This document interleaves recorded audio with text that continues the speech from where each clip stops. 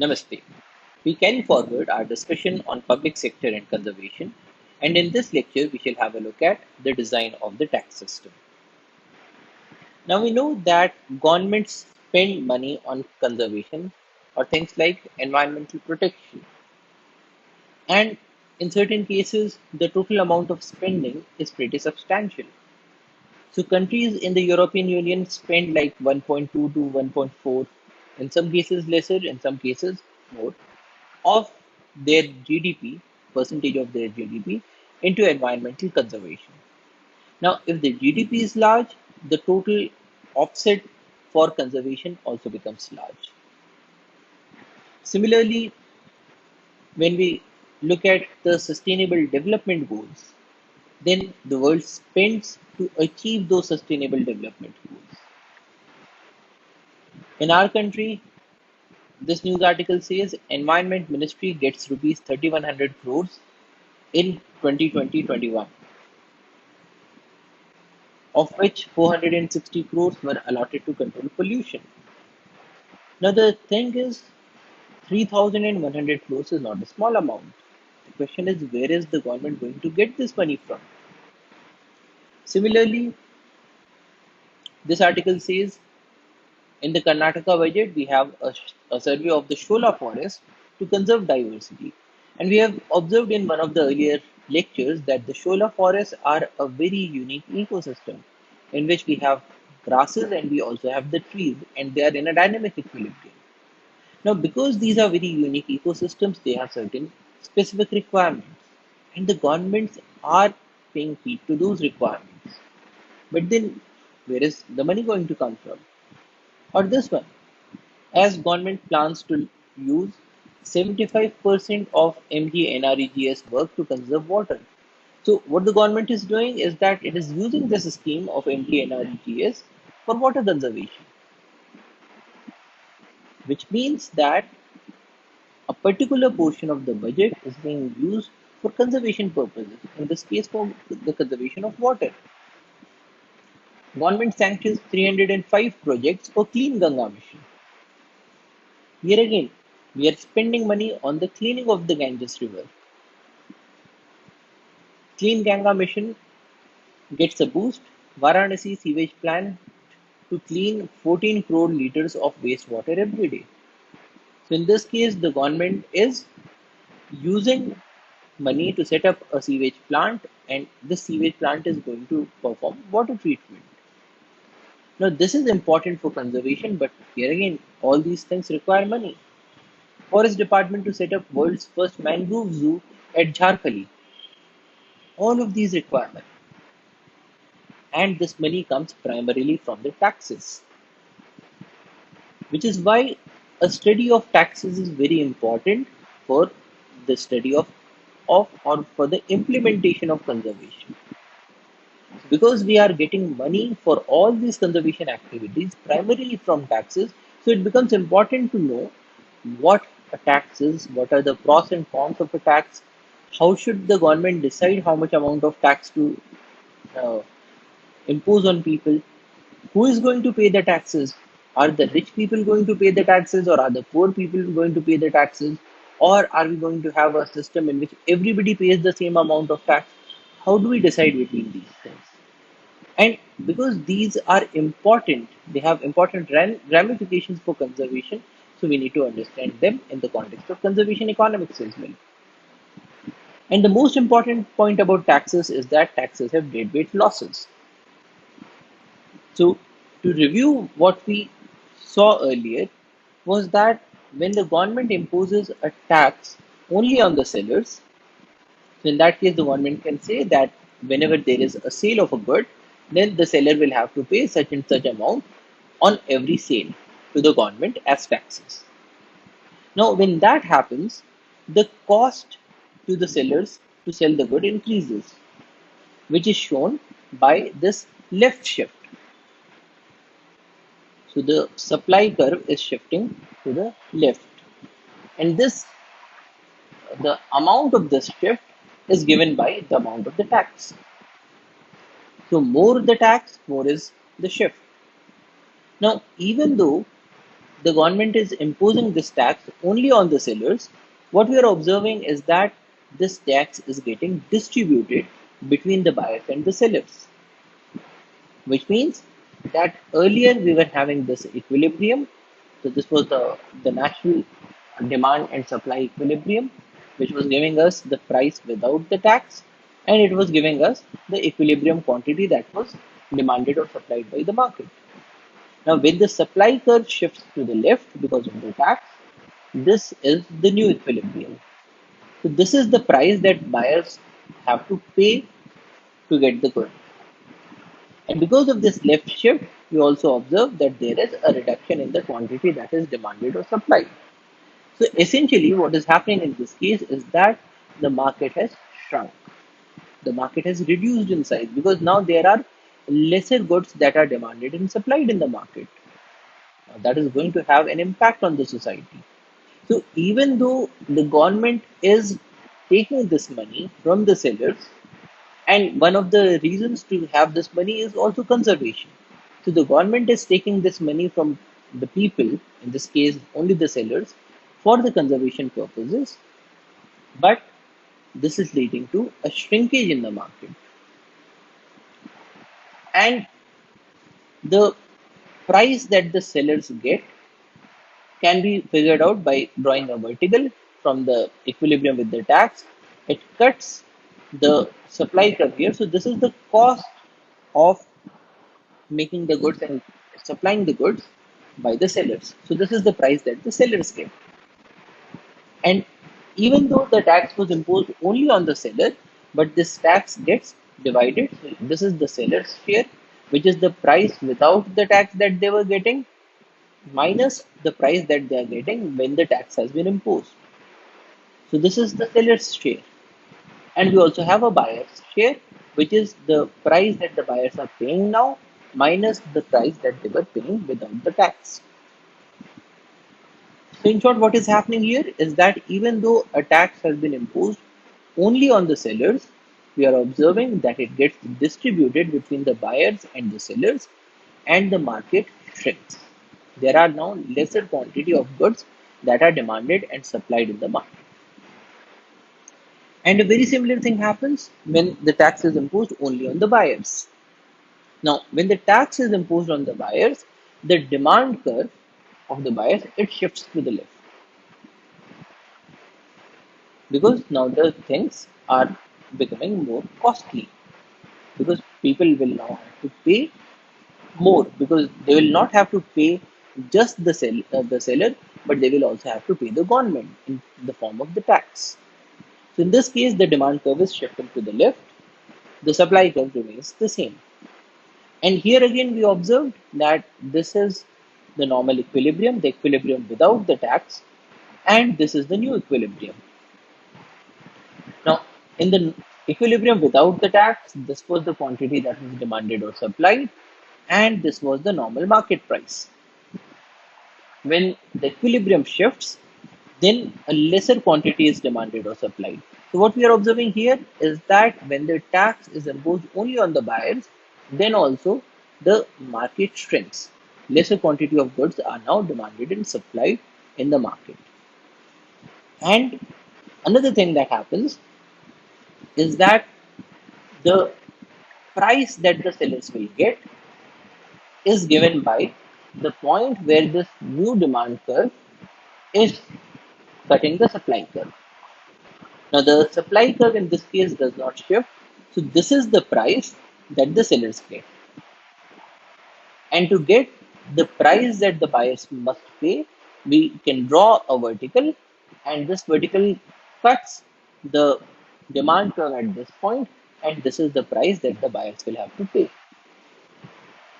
So what is happening here is that when the government is putting a tax only on the buyers, then the buyers will have to pay this amount to the sellers, and the buyers will have to pay a certain portion to the government, so that the total price that they have to pay is much higher.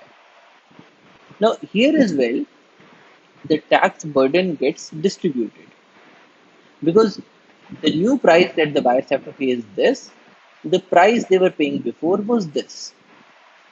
So this difference between the enhanced price and the earlier price is the buyer's share. And similarly, earlier the sellers were getting this much amount, now they are getting this amount.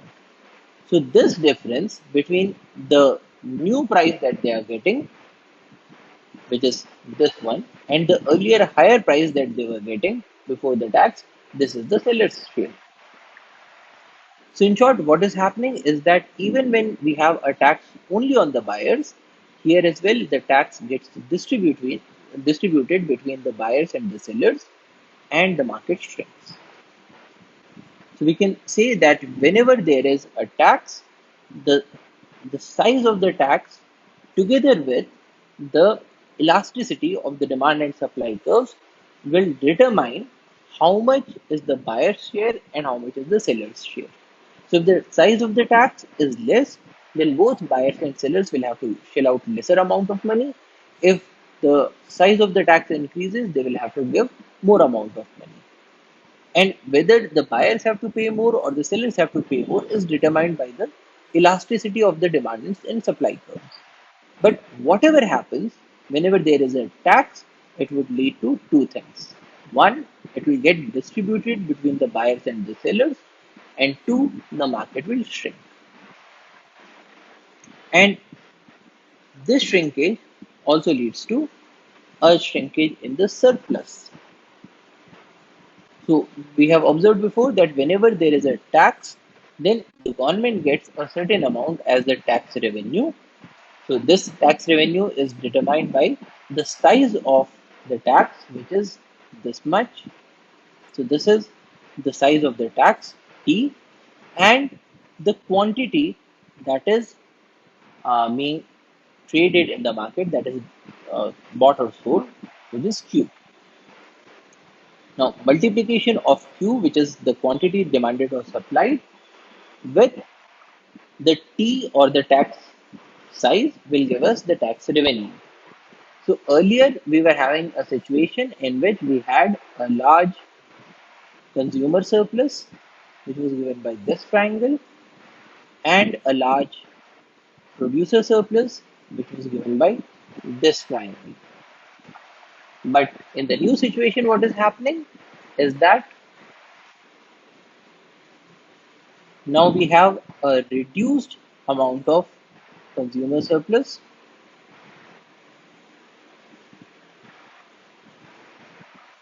which is now given by this triangle. So earlier we had a larger consumer surplus, now we have a smaller consumer surplus. The producer surplus also reduces. So this is the new producer surplus that we have. So it also reduces. Certain amount gets accrued to the government in the form of government revenue. And we also have a deadweight loss because of this taxation, which is this gray color triangle. So earlier, where we were having a large producer and consumer surplus, now the producer and consumer surplus have reduced. The government is getting certain amount of the surplus in the form of tax revenue, but there is also a deadweight loss. So the government, when it is taking money in the form of taxation, the government will have to make certain decisions. Now, we had observed before that economics is the science of making decisions. So economics helps us answer things like what to produce, how much to produce, for whom to produce, when to produce, and things like that. Now, similarly, when we are talking about taxation, and the government needs taxation for its own workings, and it also needs taxation money for conservation purposes. And the government is doing conservation for the people. But then, when the government takes money from the people to do conservation for them only, then in this process, the government also reduces the total surplus in the market. So the government gets a share of the surplus in the form of tax revenue, but it also creates a deadweight loss. Now the question for the government is, if we are taking these taxes from the people to work for them, and in this process we are also reducing their surplus, which is their welfare, then how do we decide how much amount of money to take from the people? That becomes an important question because any maximization of the tax revenue can only happen by increasing the deadweight losses. So this now is an important question for the government. How do we increase the tax revenue while keeping the deadweight losses at a low level? And we saw that deadweight loss is the fall in the total surplus that results from the market distortion such as taxation. So what is happening here is that if the government does impose a tax, then it distorts the market. We saw that the earlier quantity demanded or supplied in the market was large, and after the imposition of the tax, the market shrinks. So this is a distortion in the market. Now, any such distortion in the market is going to reduce the total surplus that is there in the market. And this reduction in the total surplus that results from a market distortion such as taxation is known as a deadweight loss. Now, taxes cause deadweight losses because buyers and sellers are prevented from realizing all the gains from the trade. Now, all the gains from the trade would mean this total surplus that was accruing to the buyers and the sellers earlier. So, this was the total surplus that was being accrued earlier, but because of this deadweight loss, now there is a reduction in the surplus. So taxes cause this deadweight loss because buyers and sellers are prevented from realizing all the gains from trade.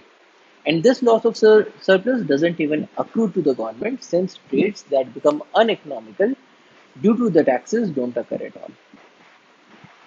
So now the question to the government is how do we maximize our taxes while ensuring that the deadweight losses are kept at the minimum?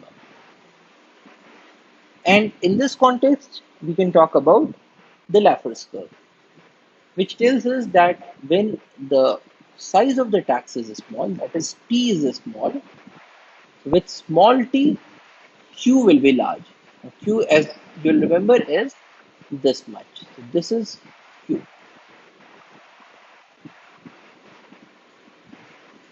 So this much is q.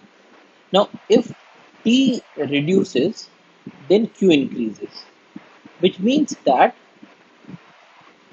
the more you increase the size of the T, which is the tax size, as it increases, the market shrinks even further. So the shrinkage of the market is related to the size of the tax. Now, when we have a very small size of the tax, that is T is very small, in that case Q is large. But then because T is very small, so Q into T in total is small. So what that means is that when T is small, then the total tax revenue, which is given by this pink colored rectangle, it is small. Now, a situation of a very less amount of T is not good for the government because in this case, the government will not get sufficient amount of money in the form of taxes. So most of the countries don't have a very small value of T. T is pretty substantial because when the T is very small, then the government would think that okay, if I increase the amount of T by say a small value, then there will be a shrinkage in the market, but probably that shrinkage will not be that large, which means that I should be able to increase the amount of my tax revenue without making a very big distortion because T today is very small. And when the government has such a thinking, then the government would try to increase the value of T. And when the government increases the value of T, then it would lead to further shrinkage of the market. So when the government increases the T to a medium level value, then we can observe that the tax revenue, here the tax revenue was very small, now the tax revenue has increased. And when the T increases even further, then probably you can have an even larger amount of tax collection. But then this cannot go till infinity because for a very large value of T, Q will become so small because now the market has shrunk to only this much. So this is now the size of the market. Whereas earlier, the size of the market was as large as this. So in place of having this larger market, now we have only this much of a market left. And when the market has reduced to such a large extent, it means that Q is now very small. So even with a large size T, we will see that Q into T again becomes very small. So what we are getting from this is that a very small value of T will not provide sufficient money to the government. A very large value of T will also not provide a sufficient amount to the government. So the government should go for a value of T that is in between. And this brings us to the Laffer's curve. Now, Laffer's curve is a plot of tax size on the x-axis versus tax revenue on the y-axis. So, Laffer's curve tells us that as the size of the tax increases, the revenue collected, it increases, reaches a peak, and then starts to decrease. And for a very large tax size, we will have a very minuscule amount of tax revenue. So when we say that economics is the science of decision making, this Laffer's curve is one indication of to the government about how to design the tax system. So a very important consideration that we are getting from Laffer's curve is that the government should have a value of T that is neither very small nor very large if it has to have a sufficient amount of tax to be. But the government cannot just work on tax maximization. Now, this is because of the deadweight losses. And what we had observed was that in the case of a very small t, the deadweight loss is very small. So this gray colored triangle, this is the deadweight loss. Now, when t is very small, which means this height is very small, then we have a very small triangle. But when t increases, the deadweight loss increases. When t increases further, the deadweight loss increases even further. And it goes on. So in this case, we are not observing any maximization of the deadweight loss or any point of minimization, but it is just that as the tax size increases, the deadweight losses also increase. But this raises an important question for the government, because earlier when the government was looking at the Laffer's curve, then probably this much was the optimum size of the tax. But if we look at this curve, at this optimum, the deadweight losses are already too high. So in this case, with the optimum that is given by the Laffer's curve, the deadweight losses are already too high. So now the government will have to think again. The government will think that, okay, I need this tax revenue to work for the people, but in the process of maximizing the tax revenue, I have already hurted people because I have already reduced their surplus by a very large amount, as is given by the deadweight losses. So this is another consideration that the government should keep in mind while designing the tax system. That we cannot have a tax system that works only on the maximization of tax revenue. We will also have to look at what is the amount of acceptable deadweight losses. Now, this term acceptable deadweight losses, it would depend on the country, it would depend on the culture in that country, it would also depend on the level of development in that country and also on special considerations such as wars. Now, in the time of a war, the government may increase the amount of tea probably towards the maximization of the Laffer's curve. So the government will try to maximize the tax revenue to use for war purposes. Because in that case, even when the deadweight losses are large, people probably will not mind. But in a normal circumstance, if the government tries to go for a tax maximization, so people might just revolt against the government. So this is an important consideration to keep in mind while designing the tax system. But then this again is not the only consideration. So we have seen that the taxes reduce the total surplus, introduce deadweight losses, and the quantum of the deadweight losses depends on the elasticity of demand and supply.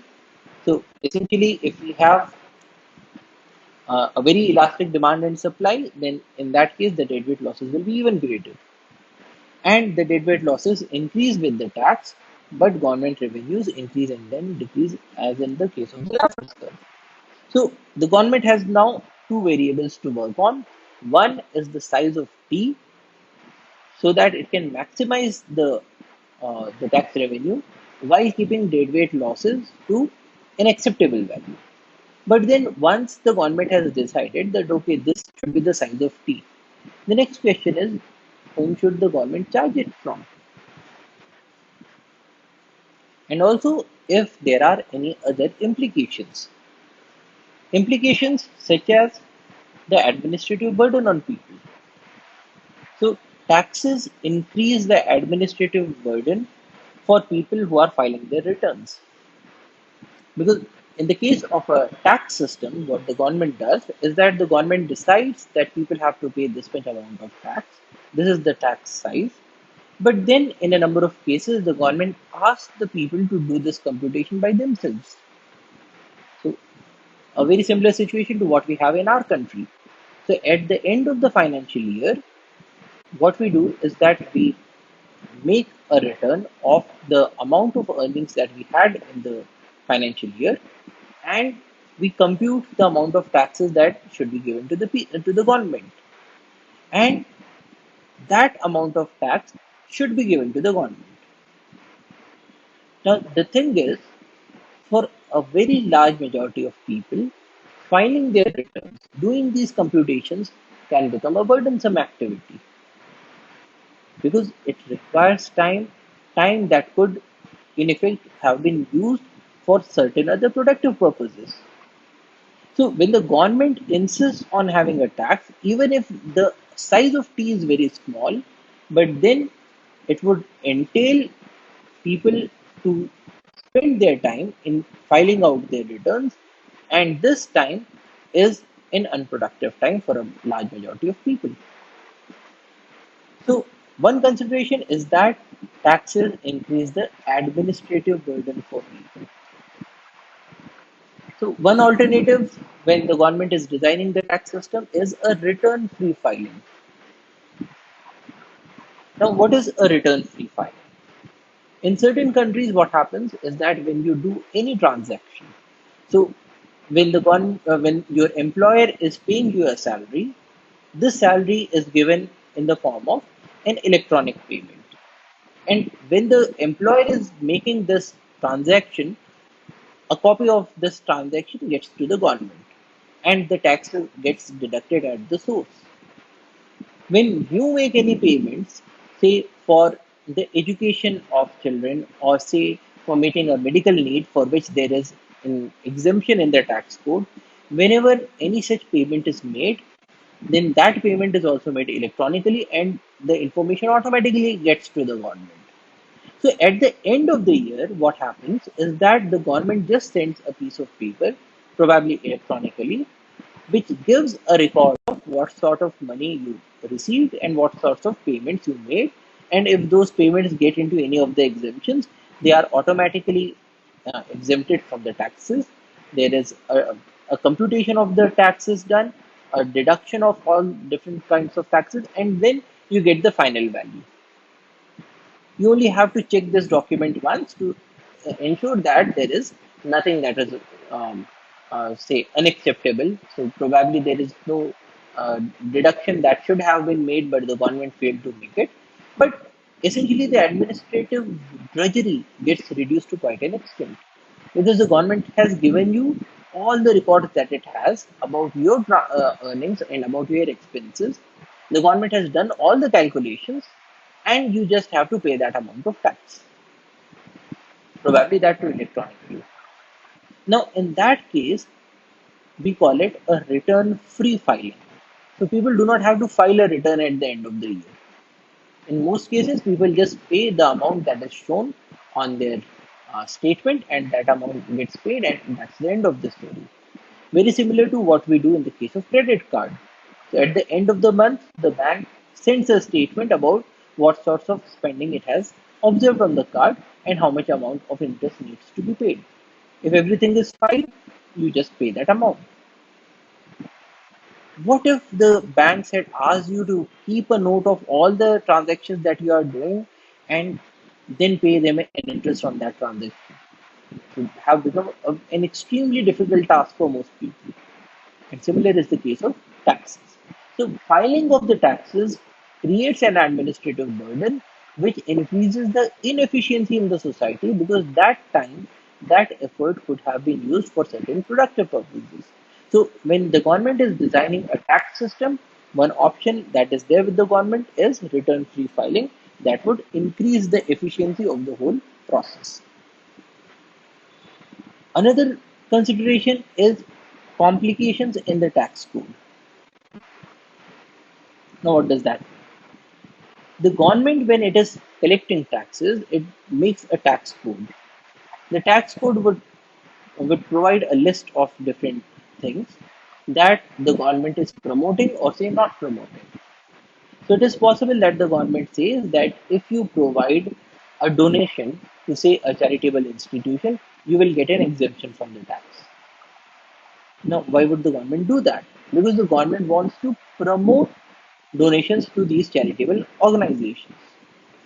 Now, this is a way we have seen in the case of the principles of economics that incentives can make people do certain things. And so, a deduction from the taxes can be used and is used by the government as an incentive to promote certain activities. Now, what happens is that over time, the government goes on making additions and subtractions to the tax code, and with time, it becomes extremely complicated. So you do not know which all activities are going to get an exemption, which all activities will not get an exemption in the current revision of the tax code. So probably something for which you were getting a deduction last year has been removed from this year's tax code, or probably something that you were not getting a deduction on last year has been added. Now, whenever we have such a situation when people are filing their tax returns, then they have to go through the current provisions that are there in the tax code. It again increases administrative burden, it again increases drudgery, it again increases inefficiency because this time that everybody is spending on reading the tax code and finding out how they can save on their taxes could have been spent on, say, much productive uses. So, this is another consideration. How complex or complicated or simple should the tax code be?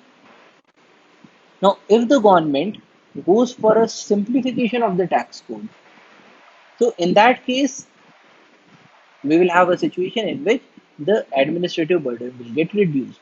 People will know very easily that okay, these are say 4 or 5 activities that we can get exemption on, and nothing more, nothing less. But in that case, the government will not have that fine a control over the kinds of activities that it wants to incentivize or disincentivize. Because after all, these provisions were only made so that government could incentivize or disincentivize certain activities. So if the government goes for a finer control, it would increase complexity. If the government reduces its control, it would make the tax code simpler, but in that case, it might reduce the spending on those activities that the government was finding necessary for the society. Now, what we what it means is that the government was putting these complications because of the economic principle that governments can sometimes improve upon the market outcomes. So this is one way of improving the market outcome. But if the government goes for a simplification, then probably the government will be shirking from its duty to improve the market outcomes in the best possible manner. It will be giving out its power. So that is another consideration while designing the tax system. Another is that exceptions in the tax law may permit very low taxes. So what happens in a number of cases is that there are people who are experts in finding out the exceptions, finding out the loopholes, and in the case of certain people, they may do their spendings or they may do an asset allocation in such a manner that overall they have to pay a very less tax. So while everybody on an average is paying say 20% tax, there could be certain people who are paying only 3 or 4% of their income as taxes because they are making use of all the loopholes that are there. Now, these loopholes were again put into the tax code because the government was trying to promote certain activities.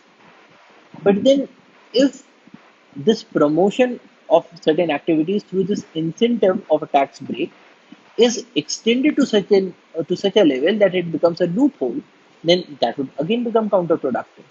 So here again, the government has to look at how much is the amount of control, how much is the amount of exceptions that it wants to put in. Now, exceptions are helpful to a large number of people for two things. One, it reduces the amount of tax burden that they have to pay. And two, by using these exceptions, the government channelizes their money into those activities that can help the society. Now, if these exceptions are removed, then probably these benefits will also get removed. So, this is another consideration. Another consideration is whether to choose for efficiency or for equity. Lump sum taxes are the most efficient, while progressive taxes are the most equitable. Now, what is a lump sum tax? A lump sum tax is a tax that is the same amount for every person, which means that if the government says that from this year onwards, every person will have to pay 1000 rupees as tax. So that is a lump sum tax. It has got nothing to do with whether you are rich or whether you are poor or whether you are a soldier or whether you are a businessman. It has got nothing to do with anything. Whether you are an old person, whether you are a young person, nothing good. It's a lump sum tax. If you are a citizen of this country, then every year you will pay 1000 rupees as tax. Now, a lump sum tax in certain cases is very efficient because everybody knows from the beginning of the year that okay, I will have to pay 1000 rupees as tax. So the rest of the money that they have that can be put into a use that will provide them the largest amount of returns. It simplifies everything. It simplifies the administrative burden and drudgery because everybody knows that they just have to pay 1000 rupees. And the rest of the money will probably be used for such productive purposes as would help the society as well because it would be increasing the surplus in the society. But then if we go for a lump sum tax, then there will be certain people who would say that okay, in this tax code, a poor person is being forced to pay the same amount as is a rich person. Or probably somebody would say that a person who is very old, he or she also has to pay the tax at the same rate as a young person is paying. Whereas the old people have a large amount of medical requirements. They cannot work that hard. So this is a tax that is not that is discriminatory. It is putting a negative burden on the old people. It is putting a negative burden on the poor people. So now this again becomes a consideration. The lump sum tax was good because it was reducing the drudgery of everybody. But then, in the process of reducing the drudgery of everybody, it might increase the amount of tax that needs to be paid by certain specific set of people who probably need more help from the government. So that because they are in a lesser position to pay the taxes. So this is a lump sum tax. So a lump sum tax is most efficient. Another kind of tax is a progressive tax. A progressive tax is a tax for which higher income taxpayers pay a larger fraction of their income than do low income taxpayers. So in our country, we have a progressive tax system. So the more you earn, the more you pay. This is a progressive tax system. So it ensures that poor people who have a less earning will also have to pay lesser taxes.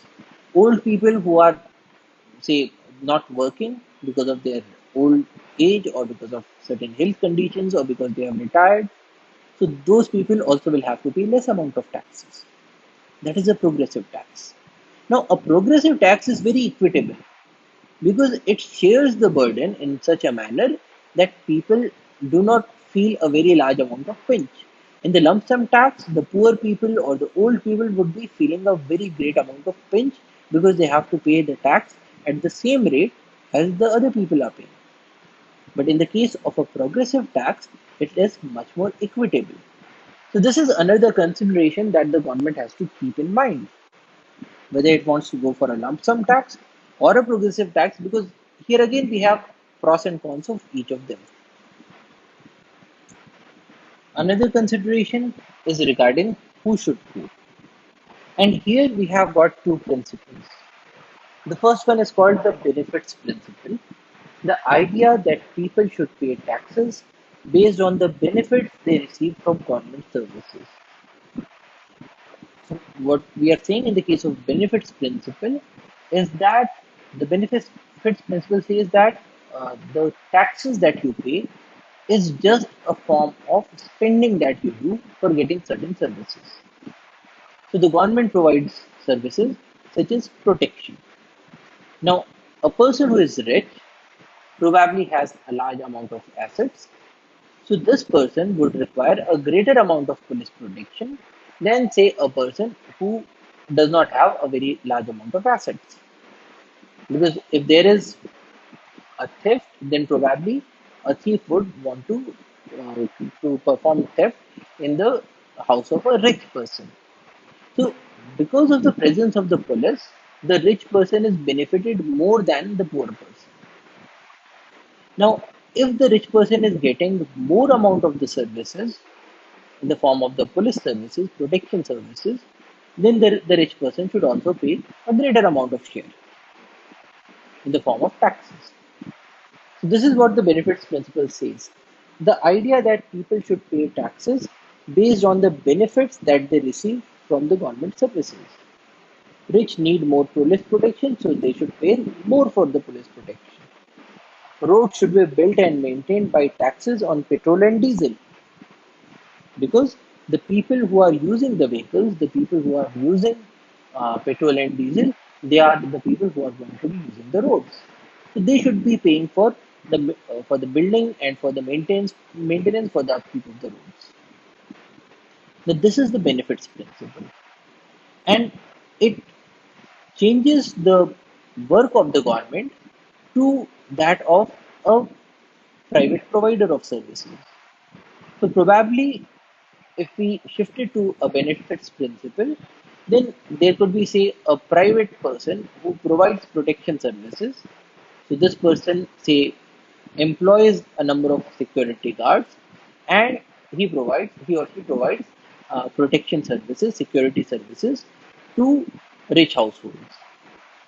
Now, in that case, the benefits principle would say that okay, now these rich people do not need police protection because they have hired a private security service. So in this case, now they should be paying less for the less in the form of taxes.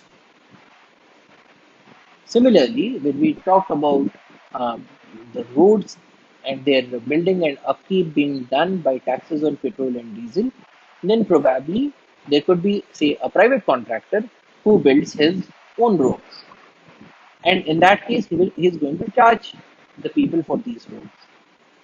So now people should have the option whether to pay the government or whether to pay the private contractor.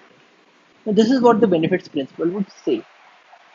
But what about those services that everybody is using? Things such as clean air, clean water. That is all the benefits of conservation.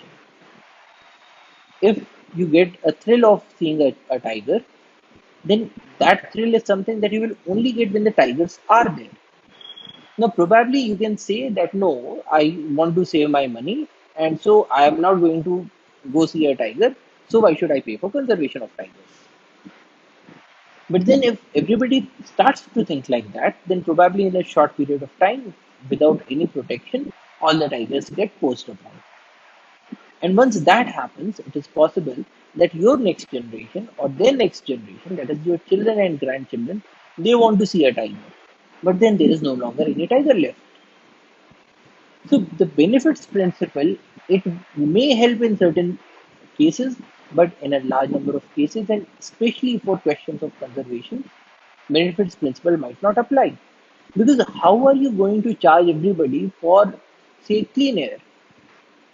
How do you figure out who is using how much of the clean air and how much of dirty air? Or who is using how much benefit of biodiversity and who is using less amount of biodiversity? So these are questions that are extremely complicated to answer. So the benefits principle might be used in certain cases in a tax system, but for a large number of cases, it just does not apply. Another principle is the ability to pay principle. It is the idea that taxes should be levied on a person according to how well that person can shoulder the burden. That is, does the person have the ability to pay? And the greater is the ability of a person to pay, the more should be the tax. Which means that there should be an equitable taxation system. An equitable tax system can be described in terms of the vertical equity and the horizontal equity. Vertical equity is the idea that taxpayers with a greater ability to pay taxes should pay the larger amounts, which can take the form of proportional tax, regressive tax, or progressive tax. So, in the case of vertical equity, we are saying that people who have a larger ability to pay taxes should be paying the more taxes, and people with a lesser ability to pay taxes should be paying lesser amounts of taxes. Now, this can take the form of a proportional tax. Proportional tax is a tax for which high income and low income taxpayers pay the same fraction of income. Which means that if we have a tax system that is a proportional tax system, then in the tax code we will say that okay, everybody has to pay a 5% tax or say a 10% tax. Now, in the case of a 10% tax, a rich person will also be paying 10% of his or her income in the form of taxes, and a poor person will also be paying only 10% of his or her income in the form of taxes. Now, in this case, the taxation is proportional because everybody has to pay the same proportion of their income in the form of taxes. But then it is an equitable system because the rich person who is earning more will also be paying more because that 10% is now a very large amount. So, what we are saying here is that a person who is earning, say, rupees 10 crores will be paying 10%, which is equal to rupees 1 crore. And a person who is earning rupees 10,000, here again, this person will only be paying 10%. And in this case, the 10% is rupees 1,000. Now, this is an equitable tax because we are asking both the rich and the poor to pay only 10%. But by asking them to pay 10%, we are taking a larger sum from those people with a greater ability to pay, and we are taking a smaller amount from those people who have a lesser ability to pay. So, even though in this case the taxation is proportional to the income, but it is having a vertical equity because we are taking a larger amount from people with a greater ability to pay and a smaller amount from people with a lesser ability to pay. So, this is a proportional tax. Another tax is a regressive tax, a tax for which high income taxpayers pay a smaller fraction of their income than do low income taxpayers. Because when the income is more, there is in total more tax even when the fraction is small. So, in the case of a regressive tax, what we are saying is that The poor people will have to pay 10%, but the rich person will say have to pay only 1%.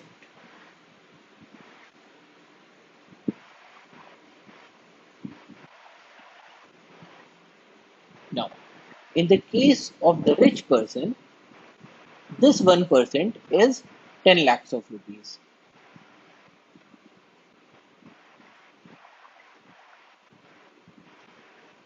Rupees 10 lakhs.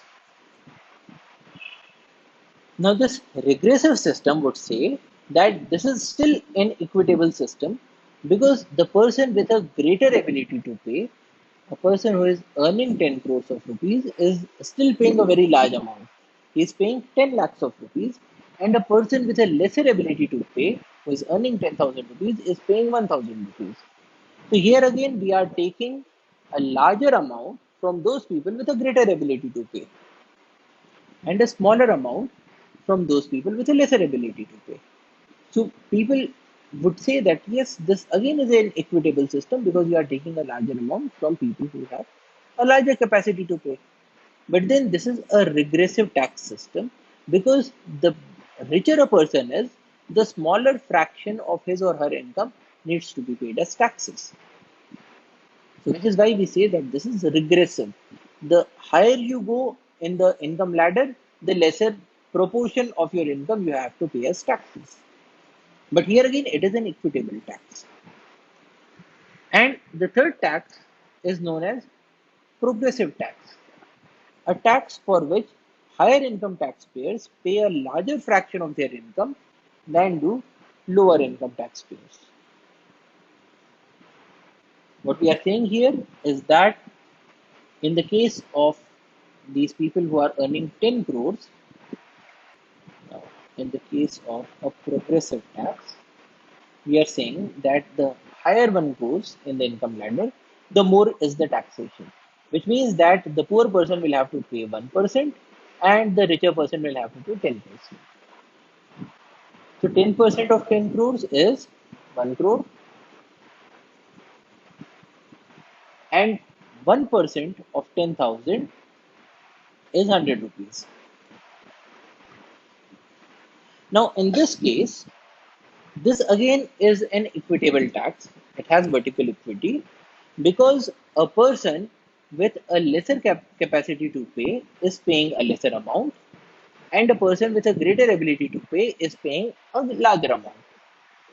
So, here again, it is equitable, but it is progressive because the more you earn, the larger fraction of your income, that is, if you are earning less, you are paying 1%. If you are earning more, you are earning a larger amount, a larger fraction, 10%. So the more you earn, the greater fraction of your income needs to be paid as taxes. Now, we can have all these different kinds of vertical equities, these different forms of taxation, proportional, regressive, or progressive, that can lead to vertical equity. But again, which of these is going to be used in a society will depend on that particular society. Because in the case of a progressive tax, there are certain people who would say that yes, progressive tax is good, it is great because the poor people have to pay a lesser fraction of their income, the rich people have to pay a larger share of their income. But somebody else would say that okay, so if I work harder, if I earn more, I will have to pay a larger portion of my income to the government, which means that I will be left with an even smaller fraction. So, is the government not disincentivizing people to work? Because again, people respond to incentives. And if you tax the rich people with a greater fraction of their income, are you not disincentivizing them to be rich? So, do you want to convert the country into a bunch of poor people? These are questions that are not just economics questions, these are also philosophical questions. So, this is vertical equity. Another equity is horizontal equity. The idea that taxpayers with similar abilities to pay taxes should pay the same amount. Now, in the case of vertical equity, we were saying greater ability to pay taxes, and in this case, In the case of horizontal equity, we are saying people with similar abilities to pay taxes should pay the same amount. So when we talk about vertical, we are talking about differences. So when we say vertical, we are saying that this person needs to pay a different amount from this person. In the case of horizontal equity, we are saying that if two people are at the same level, then they should be paying the same amount of money as taxes. And in this case, we are saying similar ability to pay. But then the question is, what is a similar ability to pay? So if there are two families and each family is earning 10 lakhs of rupees and one has two children, the second has 10 children. Now, should they pay the same tax? Because in the case of a family with just two children, they probably have to spend less on having just two children. So the expenses on food, the expenses on education, the expenses on clothing will be lesser because there are only two children. On the other hand, the second family that is having 10 children will have to spend more on education, more on food, more on clothing, more on everything. So these are two families that are each earning 10 lakhs of rupees, but do they have the same ability to pay? Or should we say that the family that has two children has a greater ability to pay because their expenses are less, and the family with 10 children has a lesser ability to pay because they have more children and so more expenses? But if we make that distinction and if we say that the family with 10 children will have to pay lesser taxes, are we not incentivizing families to have more number of children when we are already suffering from overpopulation? So that is the question. Should they pay the same tax? And if we allow tax breaks to the second family, are we promoting large family norms? So this is another consideration that the government needs to keep in mind. Another consideration is, should we aim at average taxes or marginal taxes? Now, average tax is total taxes paid divided by the total income, which means that if you are earning 100 rupees and you are paying 10 rupees, then your average tax is 10%.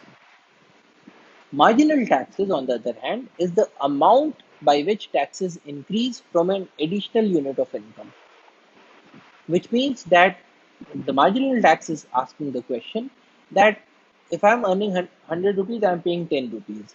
If I earn the next 100, will I have to pay 10 rupees on the next 100, or do I have to pay 20 rupees for earning the next 100? That is what is the amount of tax that I need to pay for the additional income that I'm making. So if I earn 101 rupees, how much amount of tax do I need to pay on this 1 rupee? Now, if we say that people who are earning less will have to pay less, and the more they are earning, the higher will be the tax bracket. That is, if the marginal taxes are high, then are we saying as a society that people should not work hard? They should not earn more? This again is a consideration. Should the government aim for average taxes or marginal taxes in the tax scheme? Similarly, should we have a tax on income or a tax on consumption? A tax on income discourages people from saving, whereas a tax on consumption promotes people to save. Why? Because if there is a tax on consumption, it would mean that the more you spend, the more you will have to pay the taxes. So whatever you are earning, you can keep with yourself, but the more you will spend, the more you will have to pay the tax. Which means that the government is saying that everybody should try to save as much as possible. Because the more you save, the lesser you'll have to spend. On the other hand, in the case of an income tax, the more you earn, the more you have to pay the taxes.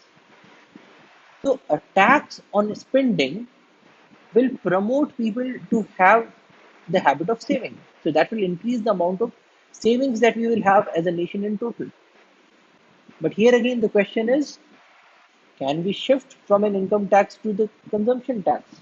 Because it may be complicated. Or should we just say that because for so many years we have been having income tax, so let us just remain with the income tax? So these are all different kinds of questions.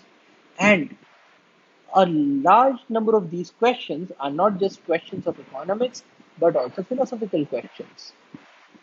Because you need to make a choice between efficiency and equity. And as we saw before, economics is the science of decision making. Economics is the science of choosing between options. You cannot have all of everything. You will have to choose between all of things. You can choose between efficiency or you can choose to have more of equity. So this is a choice that needs to be made and which makes the design of the tax system at times very complicated. So that's all for today. Thank you for your attention. Jai Hind.